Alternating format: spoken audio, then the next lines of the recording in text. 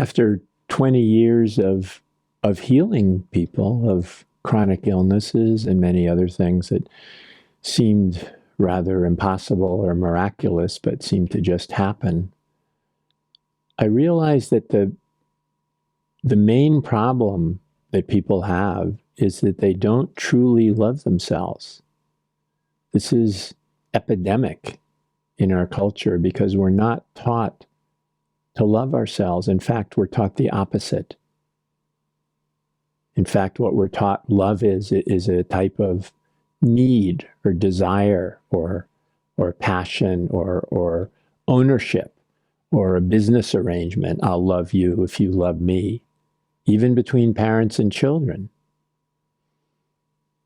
Most of our society really teaches us fear, hatred, anger, and desire, neediness,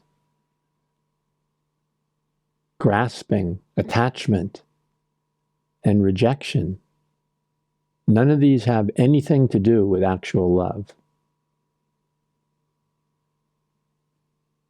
In fact, love is the most powerful thing in the universe. It can heal people of chronic illnesses, as I've experienced over the 20 years, over and over and over again. What is it that does this healing? In the end, to simplify the whole thing, it's love. It's just love. But love is not what we think it is in our culture. It's not an arrangement like, I'll love you if you love me, or that. It isn't. It doesn't want anything. It only wants what's best for you. It only wants what's best for you. That's all it does. Love simply loves. It's simple if we look at it that way. Love simply loves. And how do you know if you truly love yourself or not? It's quite simple. If you love everything and everyone, then you love yourself. If you don't love everything and everyone, if there's one person left out, you don't truly love yourself yet. Nothing can be left out and have you love yourself. Because love is oneness. It's not separation. It's not the illusion of separation. So anyone that you don't love is really you. It may appear that they're another person, another body, but they're not. It's all you. Love is truth. Love is real. And that means it's not dual. It's not dualistic. There's no self and other in love. There's only love. And the experience of love is the experience of non-separation. So when you experience even a little bit of it, even the tiniest, smallest bit of love, which we have in our relationships with people, we feel a little less separate from those we love than we do from other people. And that little less separation is love. That little less separation is love. So you can see if you really love yourself, you have to love everything and everyone. That's just the experience. If you see anybody who's just feeling like so joyful, so happy, so in love, they feel like they love everything and everyone, that's because they love themselves. They love themselves. And if you don't feel that, if you have somebody that you're holding, not to love, then you don't love yourself. And this is what our society teaches us. Right now we have a political contest, evidently, between President Biden and Donald Trump. And the media one media is saying, hate Biden, and the other media is saying, hate Trump. So this is what we hear. You need to hate somebody. You need to be against somebody. Somebody is bad. And what happens in our entertainment? We watch a movie, and even in a Disney cartoon, there's some bad person, there's some bad, evil person, and the good person is going to overcome them at the end. So all of our society, everything we hear is about hatred. anger, fear, not about love. Not about love. So it's natural that we don't love ourselves. Well, we don't even know ourselves. We think we're a person, a separate entity who needs to be afraid of some people and some things so that it can survive in this cruel world. But this is all illusion. And this is why we don't love ourselves, and this is why we suffer, and this is why we have physical illness. It really comes down to that, because in the healings that I've done, I don't really understand what's going on in it. I just know that there's this enormous light that comes over and fills my body and the body of the person that I'm healing with, and something is done during that time. But what is it really? It's love. It's love. And because people don't know how to love themselves, naturally living in our culture, how could they? This allows them to feel love, which is really themselves, but it appears that it's coming from outside them. It appears that this white light is filling them. It's coming from somewhere else. And this white light absolutely, completely, unconditionally loves them. And that's how it's healing parts of their body. But it's really them that's doing it. Because in that case, they love themselves. They think it's something else loving them, God loving them.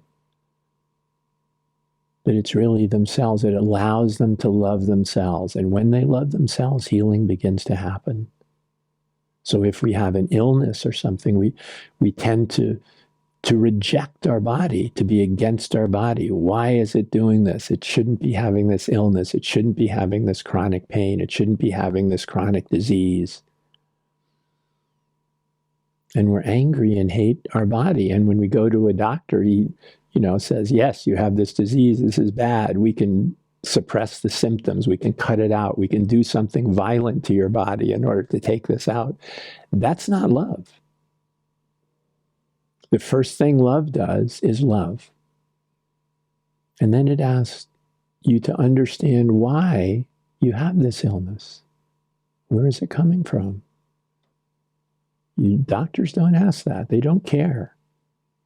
They want to suppress the symptoms or cut out. It's all about the symptoms. They don't care what the cause is. But love does, because love is truth. So love wants to know first, we need to find out. You need to understand why it's here. And if you suppress the symptoms or get rid of it or cut it out, you can't find out why it's here. It has to be here for you to find out why it's here. And when you listen with an open heart, with love to your body, to the illness, to the chronic pain, it will show you why it's here. And it will heal. So love is not resisting. Love is accepting. Love is open. Love loves. It's infinitely complex, the things that love does. I don't think that my mind understands it. I don't claim that my mind understands it. I just see it. I just see it happening, and I accept it. But a simple way of seeing it is love loves. That's all. Love loves. It doesn't do anything else. It doesn't pick and choose who it loves. It just loves. That's all it can do.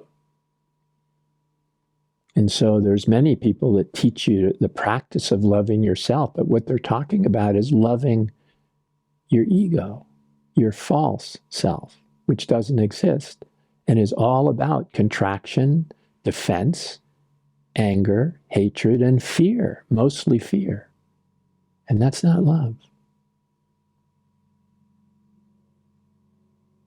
So to begin with, loving something that isn't real, it isn't true, doesn't make any sense. Love has no interest in loving something that isn't real. What's the point? Why do that? It only takes you away from what is real, and it takes you away from love. So first you need to understand what you are, and then you naturally love everything and everyone. And that's loving yourself. You can't love a person if the person actually doesn't exist. You love the essence, the truth of what this person is, which is you. This other person is you. That's why you love them. Love sees everything as love. Awareness sees everything as itself, as awareness. And that's why it loves everything and everyone, every experience, what we call bad, terrible, traumatic, horrible experiences, disasters. What does awareness feel about it? Love. It understands and loves everything as itself. Because everything is itself. That can't be changed. That can't be helped. That's just the nature of reality. But when we divide a world up into self and other things, we're incapable of actually loving. We think we do. We love our family. We love our children. We love our spouse. We love our friends. But we don't really know them.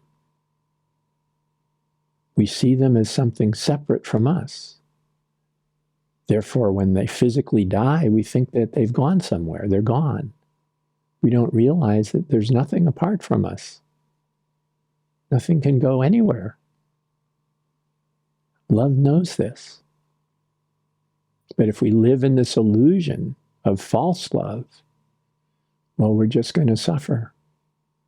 And part of the grace and beauty of these illnesses and chronic pain and diseases and things happening to the body are that it's an opportunity for us to see reality.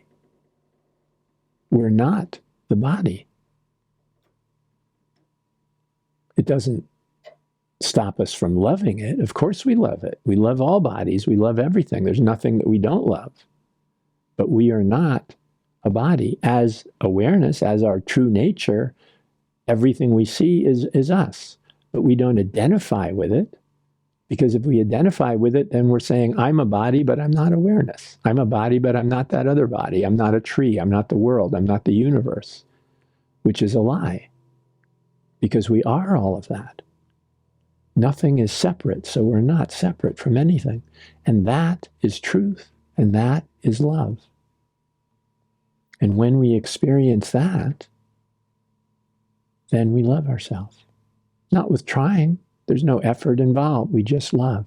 Yes, there are wonderful practices. In Buddhism, we have loving kindness meditation, where you practice loving people that you don't love. People that are neutral you don't care about, and people that you may hate or feel, terrible about. Monsters, terrible people who've done terrible things to you and other people. We practice loving them. Why? Because that's what love does. Love doesn't hate, it doesn't reject, it loves. It doesn't mean you support them. If there's a person who should not be in power, it doesn't mean that you help them be in power if they're not supposed to be. That's not love either, because it would hurt a lot of other people. But it doesn't stop you from loving them. I've talked about this circle of love, like in my book, The Circle, the Zen of Love. There's this thing about a circle of love. And as we get older, often our circle of love becomes smaller and smaller. We put more people outside the circle of love, and there are less people inside it. If our heart is open, there's more and more people inside the circle of love, until no one and nothing is left outside the circle of love. And then we love ourselves. Then we understand love. We don't have to understand it mentally. What's the use of what our mind thinks? It's our heart that knows love.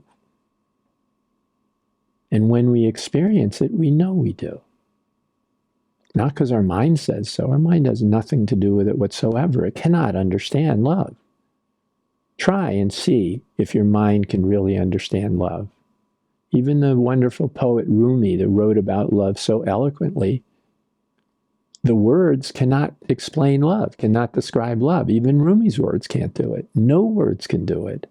Thoughts cannot do it. Love does it. See if this isn't true. Just enter your experience of love, your heart of love, and see if it's possible for the mind to understand something so immense, so infinite, so eternal, so limitless. It can't do it, can it? And that's fine, because when you feel it, that experience of it is the knowing of it. And that's all we need to know. We simply need to experience love, to know love. That's how we know love. And this is so important to your life and the life of everyone you know. Now, I was very fortunate in, when I was younger, in my 20s, there was a doctor who I would go to see who ended up working for Harvard Community Health, a health management organization. And there was an elderly doctor there. And I didn't know this at the time, but he was a healer. He healed with love. He was a healer. And I knew nothing about this kind of healing. So what he would do is I would go in to see him, and I would have, a stomach ache that wouldn't go away, or a fever that wouldn't go away, or I had sometimes like pains in my chest, like angina pain. So I would go in and tell him about this and talk to him about this. And he would always do the same thing. He would simply take my pulse. He would put his hand, to take my pulse, on my pulse. And he would do this for 15 minutes. He would just be taking my pulse all this time. And what I thought is, one, he's either like gay making a pass at me, or he's flunked pulse taking in medical school because he's really bad at it. It's taking him so long. But what would happen is his hand would get warmer and warmer, and my arm would get warmer and warmer till it was hot, not burning me, but just hot. And my whole body would feel this warmth, which I found, now that I've been doing healing, is light and love. And then at some point he would say, "How are you feeling?" And I would look to see whether I had any pain, and I didn't. There was no pain. And I said, "I feel fine." He said, "I think you'll be just fine." And then I would go. And I liked being with him so much that I think I probably went, more often than I really needed to, because I just liked being with him. I didn't understand it, but somehow I just felt so good being around him. And when he retired, which wasn't long after that, there were hundreds of people who came to his retirement kind of party, and who had been helped in the same way. He wasn't a medical doctor. He was a medical doctor, but he was actually a healer. And all he was doing was putting his hand there with the excuse that he was looking for your pulse, and healing. It was amazing. He was like, subterfuge. He was like a healer in disguise in Western medicine. And because of our culture and the way Western medicine is, the nurses would constantly be coming and knocking on the door and saying, "Doctor, the next patient is here. Doctor, you need to do this. Doctor, you need to do this." And he would just say, "Ignore them, they'll go away." So he retired after a while. I don't think a health management organization was the right place for him. And he was almost 80. So he retired, but it was a wonderful thing. And then after that, I looked for another doctor, because that's what I thought doctors did. And I could not find anybody like that. I went to a young doctor who was from India, and I thought maybe he knows about Ayurveda and he'll be better than other doctors. But no, just purely Western medicine. Just purely, take medicine, have a surgery, whatever that is. But no real healing, no actual healing. And so at least for like 5 years, I had this doctor who was an actual healer.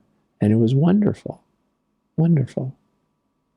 And I realized when I started healing people that he was a healer. That's the first time I knew. It took me almost 30 years before I realized what he was doing. Not that anybody really understands it, but it was love. And somehow he was just had this capacity to everyone that would come. There was just love. And that love was energetically transferred into us, and that love healed us. It's a wonderful thing. And I can't say that anything different happens when I'm with people. It seems different. Everybody has a different problem. Everybody has a different cause of the illness when you realize what the cause is. It's all different. And love uniformly heals all of them, no matter what it is. It's limitless. So the problem is that we don't love ourselves. And when we have an illness, we love ourselves even less. We love our body less. What does the body need when it has a chronic illness or chronic pain? It needs love.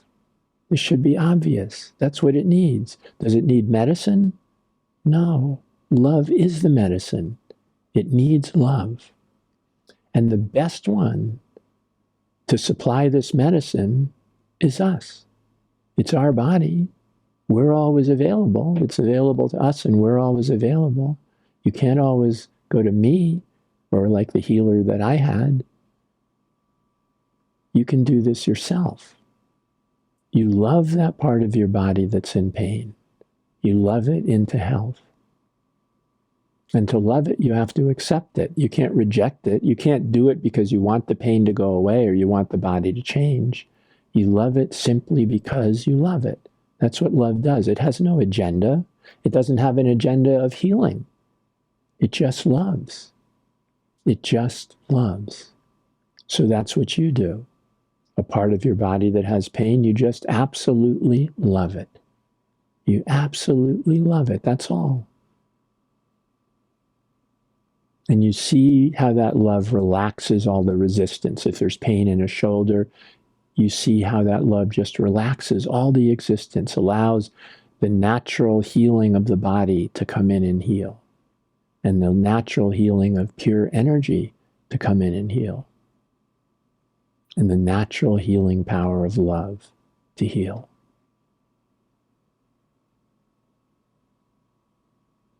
So this is very, very important, to love ourselves. I think people come to see me because it helps them love themselves.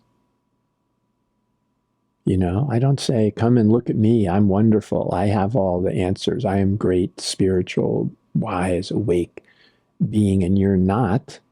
Well, that's not love, nor is it true. There is only this awareness. All of us are this. This is us. There is no real separation. That's love. And awareness sees everything with the eyes of absolute love. Absolute adoring. That's how it experiences this world of form. Absolute love. All of it. Universally equal, not separate, not more love for one thing or one person than another. No, absolute, full, unconditional love for absolutely everything. Now in our, world of relationships of form and separation, we want to feel special. Well, I want a special love. I want to love this person more. They're my spouse. I should love them more than a stranger, more than a homeless person. No, that's not what love does. Love equally loves everyone, unconditionally and completely. And when we experience that, then we love ourselves. Then we love ourselves. You don't have to start by loving others, but there are practices that you can do. I mean, the loving kindness meditation is a wonderful practice. Doesn't everybody want to be happy? Doesn't everybody want to be at peace? Doesn't everybody want to be loved? Doesn't everybody want to be free of suffering? All humans do. Animals do. This is common to all of us. So the loving kindness meditation shows us that the person that we're close to, that we love, that we care about, yes, they want this, but so do the people that we don't like, that we feel fear of, that we're against, or that we hate. They also want to be happy. They also want to be at peace. They also want to be loved. They also want to be free of suffering. exactly the same as the people we love do. There's no difference, exactly the same as we do. So if we wish love for them, it's an amazing change. If we wish love for the people who we most dislike, an incredible change happens in us. Our heart opens, and there's more in our circle of love, and we begin to love ourselves. Now, Tongling is another very powerful Tibetan practice. I love this practice. It's one of the best spiritual practices that I know of. Of course, meditation is essential for loving ourselves, for realizing reality, for awakening, for being in truth. It's absolutely necessary. But Tongling is another practice that's just amazing, because in Tongling,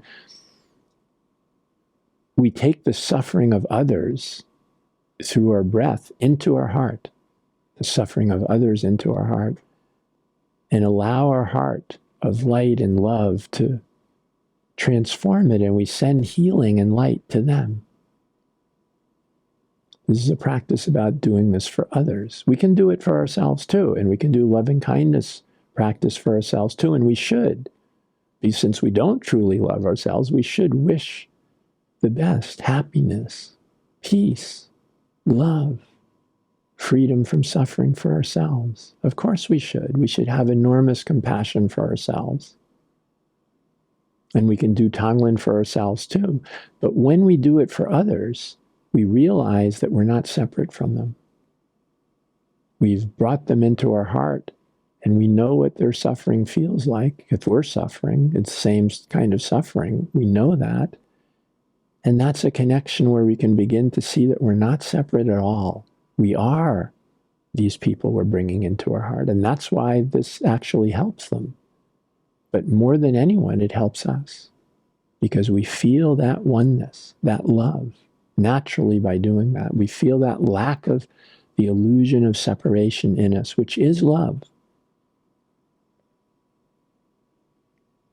And feeling that lack of separation, we love everyone. And that means we love ourselves.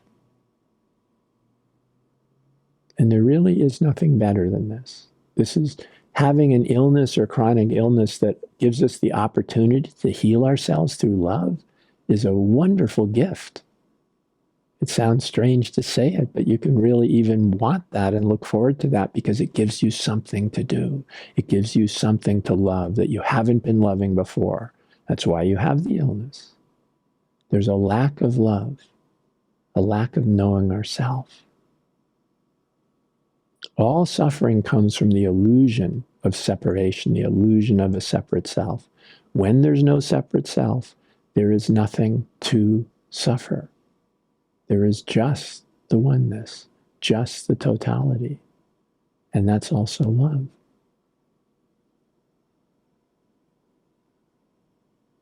So this Saturday, this is what the theme is, what we're going to talk about is how to truly love ourselves. Because this is so important. It's so essential for our lives to truly love ourselves and to truly love everyone and everything. If there is somebody that's creating enormous harm in the world, a Hitler or something like that, it doesn't mean you support them, but if you love them, you know how to help the world deal with them and them deal with themselves.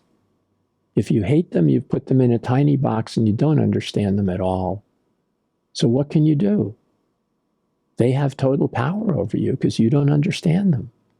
When you love them, you know them. You know what to do to prevent them from creating harm. Love does that. It's not a weak thing. It's the most important thing. What is the Shambala Warrior in Tibetan Buddhism? This is not someone who goes and kills people and hates people. This is a warrior of love. I'm not going to say love is a weapon, because it's not a weapon. It's healing. But it takes some courage. To let go of our illusions of separation, our illusions of liking some people and hating other people, loving some people and not loving others. That's an illusion that we can be very addicted to, and it's in our culture, and everyone we know is doing it. So it takes some courage to say, to realize that you love everyone. Everyone, absolutely, unconditionally. It doesn't matter what they do. And sometimes we need to practice working with certain people. Donald Trump, I will admit, I had to practice working with him to love him, but I did, because that's necessary. The media gave so many stories of things constantly to turn me against him, to have me not love him, that I had to work on loving him. And that's important for all of us to do. We need to love everyone. No one should be outside our circle of love. Nothing should be outside our circle of love. If we don't like insects or spiders or snakes or something, we need to work on that until we love them. Because the truth is we can. Because we are love. Love is our very nature. The very nature of awareness of what we truly are is love. It's absolutely universal throughout the entire universe, and all of existence is love. And when we love, we're returning to our true self. And we cannot help but love ourselves. It's impossible not to. But when we don't know it, when we're lost in illusion, we're sort of putting ourselves in this outside of love. You know, we've removed ourselves from the Garden of Eden. We've removed ourselves from paradise, from nirvana. But when we see things as they are, it's paradise, it's nirvana. It hasn't gone anywhere. It's right here in every single moment, everything of our life. When we see through the eyes of love, this is absolutely clear. And seeing through the eyes of love is seeing through the eyes of our true nature, of what we are. Not seeing through the eyes of love is just an illusion that creates suffering and misery. So I hope we can learn to not do that anymore, to return to our true nature, to return to our nature of love and see everything through our heart, through love, to see it as it really is. Because it's absolutely not what it appears to be to our mind and our conditioning. It's absolutely not that. It is love itself, all of it. And when we see it as something other than that, it's just a dream, just an illusion. So I hope you'll join us on Saturday and experience some of this. Thank you, my friend.